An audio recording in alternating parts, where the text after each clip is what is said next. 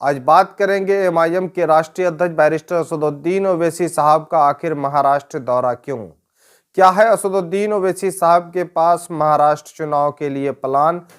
विधानसभा चुनाव महाराष्ट्र में खत्म हो चुका है और नतीजे आपके सामने में है, वो देख चुके हैं।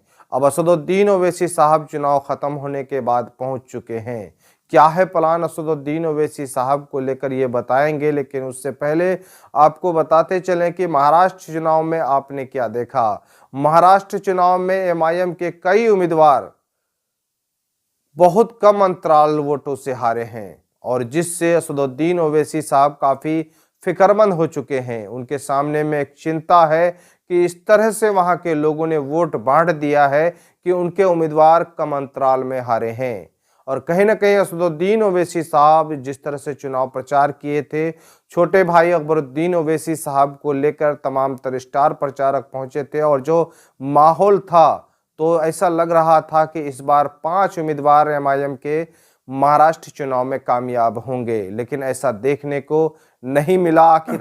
आखिर तक जो सीट बचा है वो भी बहुत कम अंतराल में जीत हुआ है, लेकिन जीत तो जीत है। असदुद्दीन ओवैसी साहब इसी को लेकर मंथन कर रहे हैं, इस हार को लेकर चिंता जता रहे हैं और जिसके लिए वो लगातार जो है अब कार्यकर्ताओं से मिलने के प्रयास कर रहे हैं।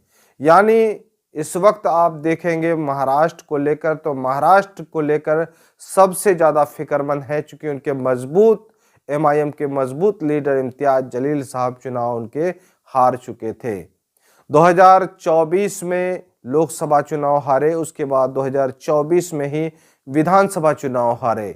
असदुद्दीन ओवैसी साहब चाह रहे थे कि 2024 में वो लोकसभा नहीं पहुंच पाए हैं तो विधानसभा में पहुंचेंगे और कहीं ना कहीं एक मजबूत उनका एक लीडर इस बार जो है उनके हारे हैं, जिससे उसे काफी चिंता और फिक्र है।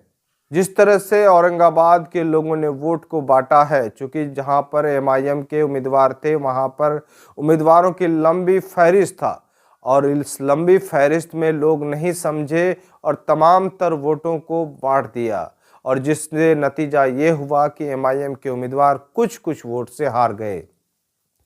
अब जो है असदुद्दीन ओवैसी साहब और इम्तियाज जलील साहब के लिए एक बड़ा चैलेंज है, जिसको लेकर वो लोग मंथन कर रहे हैं।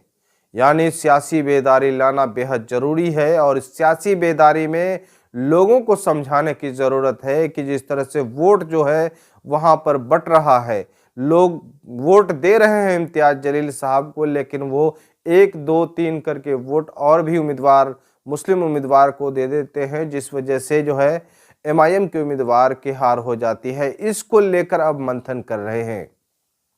आने वाले दिनों में नगर चुनाव है और नगर चुनाव के लिए तैयारी जोर पर है। असदुद्दीन ओवैसी साहब इम्तियाज जलील साहब चाह रहे हैं कि अब नगर को मजबूत करना है, फिर से जो है पार्टी को मजबूत करना है, हार के मंथन करना है और जिस तरह से वोट को जो बांट रहे हैं उस वोट को बांटने के लिए लोगों के अंदर जिस तरह से सियासी बेदारी लाने की जरूरत है उसको वो करेंगे और जिसके लिए असदुद्दीन ओवैसी साहब औरंगाबाद महाराष्ट्र पहुंचे और महाराष्ट्र औरंगाबाद में कार्यकर्ताओं से मुलाकात किए। अब इम्तियाज जलील साहब का भी साफ तौर पर कहना है कि इस बार जो है मजबूती के साथ नगर चुनाव लड़ा जाएगा और पार्टी को चाहिए कि मजबूती के साथ नगर चुनाव में अपना उम्मीदवार उतारे और उस चुनाव में उम्मीदवार के अच्छे खासे उम्मीदवारों की जीतने की जरूरत भी है।